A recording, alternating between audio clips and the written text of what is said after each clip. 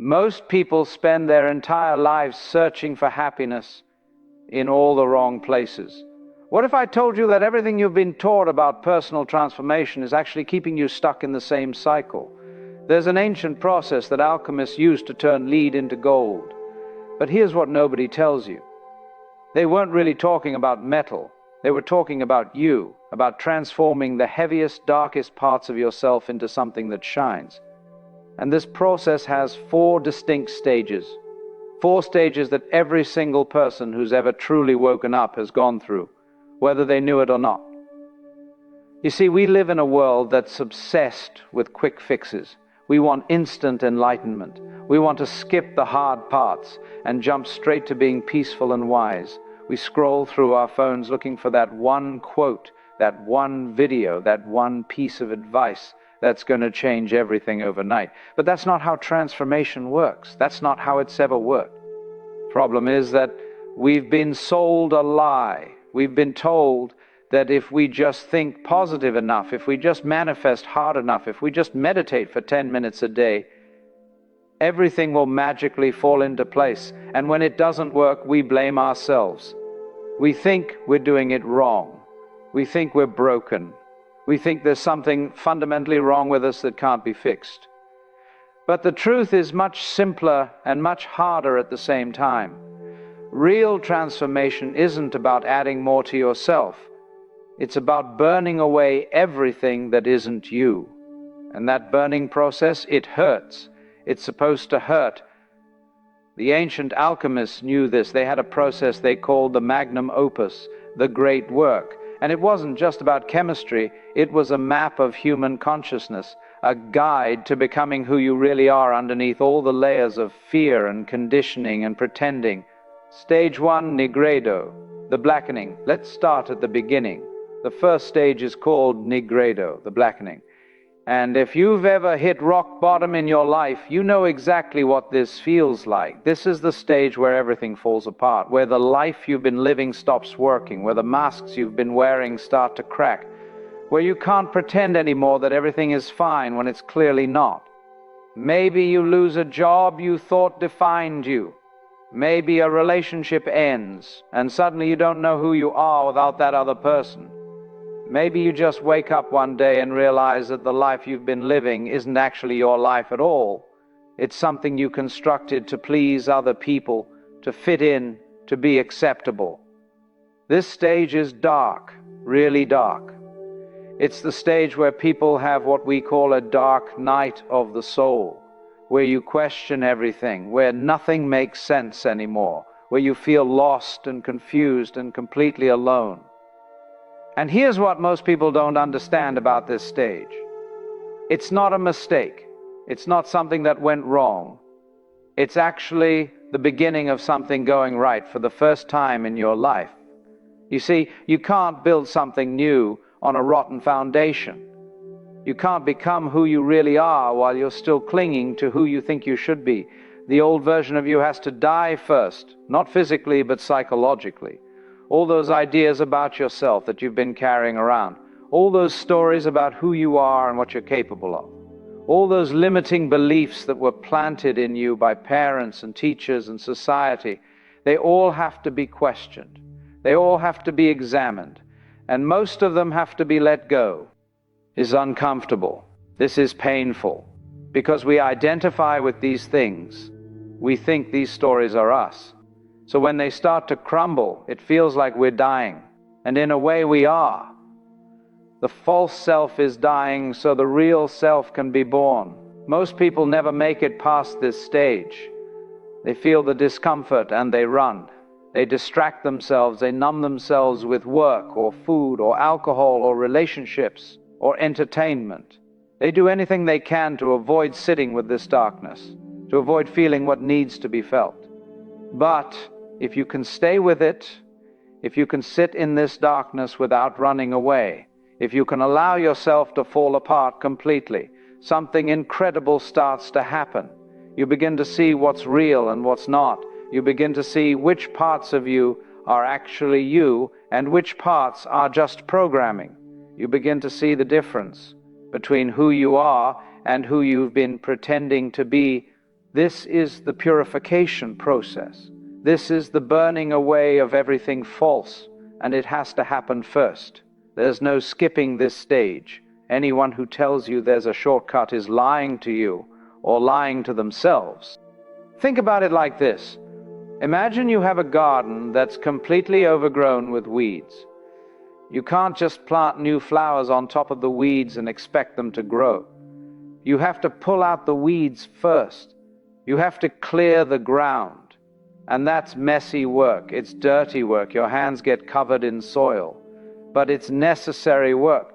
The Negredo stage is you pulling out the weeds. It's you looking at all the parts of yourself you've been avoiding, all the pain you've been suppressing, all the anger and fear and shame you've been carrying around. And instead of pushing it away, you're finally looking at it, you're finally feeling it, you're finally letting it move through you. And here's the paradox. The only way out is through. The only way to get past this darkness is to go into it completely, to surrender to it, to stop fighting it and just let it be what it is. Stage 2, albedo, the whitening. Once you have been through the darkness, once you've hit bottom and survived, you enter the second stage, albedo, the whitening. This is the stage of purification and clarity. After all that falling apart, after all that confusion and pain, something shifts. It's like the storm passes and suddenly you can see clearly for the first time. The air feels cleaner, the world looks brighter, you feel lighter. This is the stage where you start to understand what happened in the darkness, where you start to integrate the lessons, where you start to see patterns in your life that you couldn't see before, where you start to understand why things had to fall apart the way they did. In this stage, you develop what we might call witness consciousness. You start to notice your thoughts instead of being completely identified with them. You start to observe your emotions instead of being overwhelmed by them. You create some space between the awareness of you and the content of your experience. This is huge. This is the beginning of real freedom. Because once you can observe something, you're no longer completely controlled by it. Once you can see your thoughts as thoughts rather than absolute truth, they lose their power over you. Once you can feel your emotions without becoming them, they can move through you without destroying you. In the albedo stage, you start to separate what's true from what's false. You start to separate what's yours from what was given to you by others. You start to separate who you really are from who you were told to be. It's like cleaning a mirror that's been covered in dust for years. The mirror was always there. Your true nature was always there. But it was covered up by all this other stuff. And now you're wiping away the dust. You're clearing away the layers. And you're starting to see your own reflection clearly for the first time. This stage feels lighter than the first stage, but it's not all easy because seeing clearly can be uncomfortable too. You start to notice things about yourself that you'd rather not see. You start to notice how you've been lying to yourself in certain areas. You start to notice the ways you've been playing small or selling out or betraying yourself. But there's also a sense of relief here. Because the truth, even when it's uncomfortable, is always better than illusion. Reality, even when it's challenging, is always better than fantasy. And you're finally starting to live in reality instead of in the stories you've been telling yourself. In this stage, you also start to reclaim your energy. All the energy you were using to maintain those masks, to keep up those pretenses, to avoid those uncomfortable truths, that energy becomes available to you again. And you realize you have so much more energy than you thought you did. You were just using it all to hold yourself back. You start to feel more alive, more present, more awake.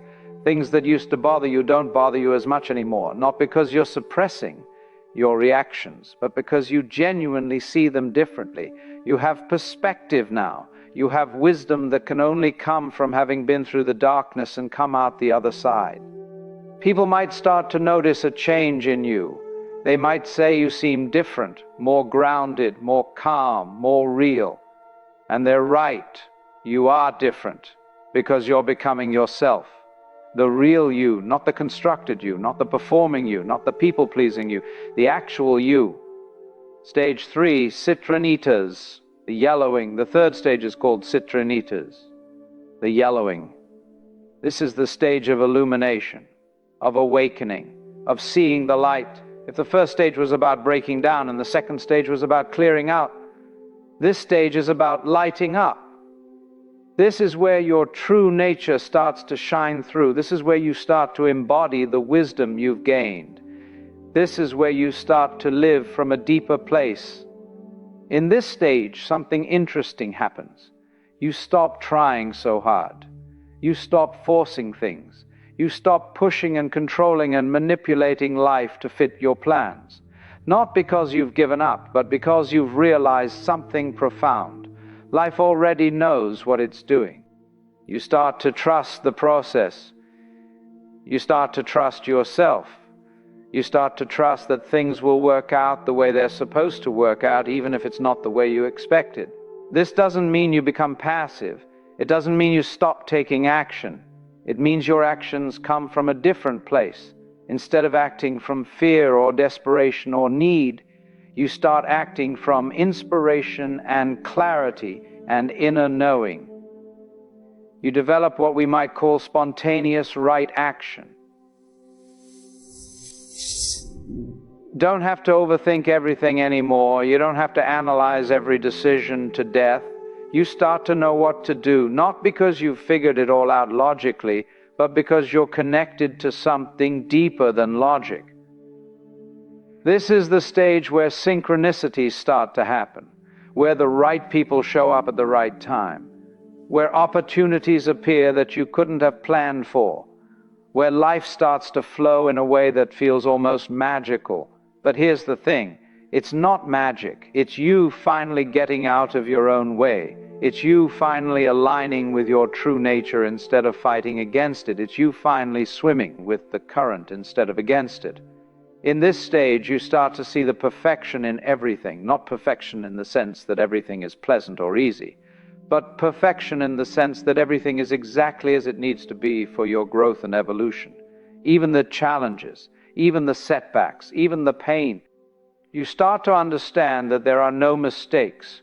There are only experiences. There are only opportunities to learn and grow and become more of who you really are. And this understanding changes everything. You stop being a victim of your circumstances. You stop blaming other people for your problems.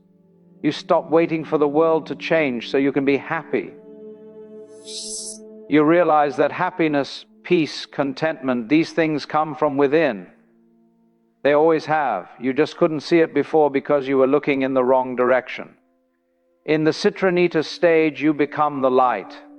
Not in some grandiose spiritual ego way, but in a simple, natural way. You become someone who radiates peace because you've found peace within yourself. You become someone who radiates joy because you've discovered the joy that doesn't depend on external circumstances. You become someone who radiates wisdom because you've earned that wisdom through your own experience.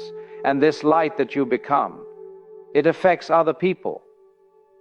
Not because you're trying to change them or fix them or enlighten them, but just by being yourself, by living from this deeper place, you give other people permission to do the same. You show them that it's possible. You remind them of what they already know deep down but have forgotten. Stage 4, rubedo, the reddening, and then we come to the fourth and final stage, rubedo. The reddening, this is the stage of integration and embodiment.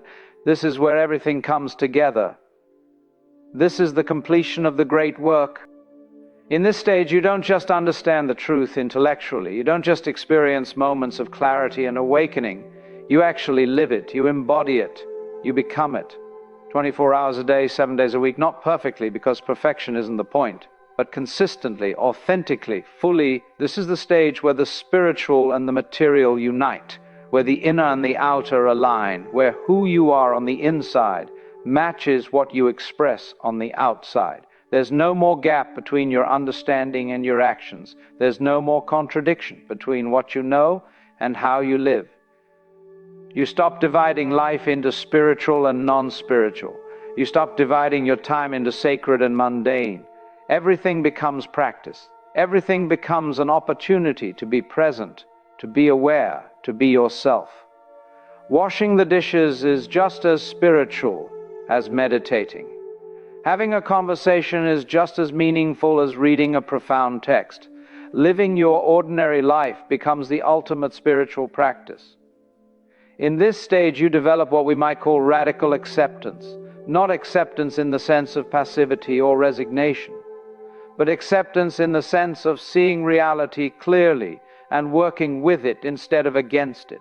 You accept yourself completely, with all your flaws and limitations and imperfections. You accept other people as they are, not as you wish they would be. You accept life as it unfolds, not as you think it should unfold. And paradoxically, when you stop trying to change everything, everything changes. When you stop trying to force life to be different, life naturally transforms. When you stop resisting what is naturally evolves into what's next. You become someone who can hold contradictions without needing to resolve them. Someone who can sit with uncertainty without needing immediate answers. Someone who can embrace the mystery of existence without needing to explain it all away. You become comfortable with not knowing. Comfortable with being wrong, comfortable with changing your mind when new information comes in. This is true maturity, this is true wisdom, not having all the answers, but being comfortable with the questions, not being certain about everything, but being okay with uncertainty, not controlling life, but dancing with it. In the rubedo stage, you also reclaim your humanity. You stop trying to be some perfect spiritual being who never gets angry or sad or frustrated. You allow yourself to be fully human, to have emotions, to make mistakes, to be messy and complicated and contradictory, because that's what humans are. But there's a difference now. You're not identified with these things anymore. You can feel anger without becoming an angry person. You can feel sadness without becoming a sad person. You can make a mistake without thinking you are a mistake. You can be complicated without being confused about who you are at your core. You develop what we might call dynamic stability. You're stable and grounded in your center, but you're also flexible and adaptable on the surface, like a tree with deep roots that can bend in the wind without breaking. You're solid but not rigid, strong but not hard, grounded but not stuck. And here's the beautiful thing about this stage. You realize that the journey never really ends. There's no final destination where you arrive and then you're done. There's no ultimate state of enlightenment where you never have to deal with challenges again. Life keeps moving, you keep growing, you keep evolving, and that's exactly how it should be. The difference is that now you're not fighting the journey anymore. You're not trying to rush to some imagined finish line. You're actually enjoying the process. You're present for your own life. You're here now, not lost in thoughts about the past or fantasies about the future. You become someone who lives fully, who loves deeply, who experiences everything life has to offer without holding back. Because you've realized that this is it. This life right here, right now. This is not a rehearsal for some other better life that's going to happen later. This is the real thing. So here's what most people miss about these 4 stages. They're not linear. You don't just go through them once and then you're done. Life is spiral, not a straight line. You'll go through these stages over and over again at deeper and deeper levels for the rest of your life.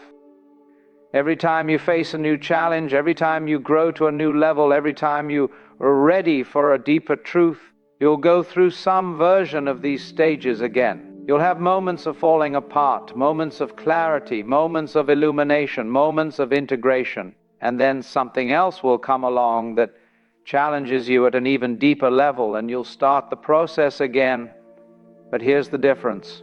Once you understand the process, once you've been through it consciously at least once, it gets easier.